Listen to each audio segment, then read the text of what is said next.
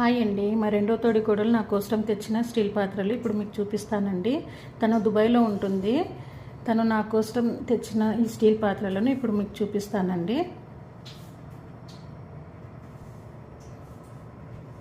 ఇది వచ్చేసి ప్యాన్ అండి. దీని బేస్ కూడా చాలా మందంగా ఉంది, హ్యాండిల్ కూడా చాలా మందంగానే ఉంది. ఇది వచ్చేసి మనము గ్రేవీస్ ఫ్రై అవి చేసుకోవచ్చు. దీంట్లో కూడా ఇది కూడా హ్యాండిల్స్ కూడా బాగా మందంగా ఉన్నాయి. మూతలు కూడా చాలా మందంగానే ఇచ్చారండి.